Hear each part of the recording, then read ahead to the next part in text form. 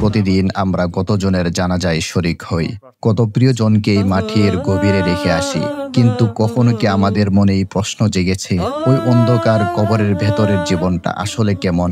যখন সব আত্মীয় স্বজন আপনাকে একা রেখে ফিরে আসবে, তখন আপনি একা, আপনার আমলগুলো ছাড়া আর কোনো সঙ্গী থাকবে না। তখন আপনার ঘুম ভাঙিয়ে দেওয়া হবে আর দুইজন ভয়ঙ্কর ফেরেশতা এসে আপনাকে তিনটি প্রশ্ন করবে, তোমার রব কে, তোমার দ্বীন কি, তোমার নবী কে?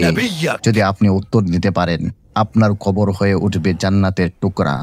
সেখানে থাকবে প্রশান্তি, আলো আর জান্নাতের অপেক্ষা। আপনার দৃষ্টিসীমা পর্যন্ত কবর প্রশস্ত করে দেওয়া হবে। কিন্তু যদি উত্তর দিতে না পারেন, তখন কবর এতটাই চাপ দেবে যে আপনার পাঁজরের হাড়গুলো এক হয়ে যাবে। সাপ বিচ্ছু হবে আপনার সঙ্গী। আপনার কবর হবে জাহান্নামের একটি গর্ত। প্রতি মুহূর্তে আপনি শুধু যন্ত্রণা আর ভয় অনুভব করবেন। আসুন, দুনিয়ার ক্ষণস্থায়ী মোহ ত্যাগ করে কবরের ভেতরের আসল জীবনের জন্য প্রস্তুতি নেই, কারণ সেটি আমাদের চিরস্থায়ী ঠিকানা। কাল বিলম্ব না করে আজই তওবা করুন, নেক আমল করুন, কারণ মৃত্যু যে কোনো মুহূর্তে আসতে পারে।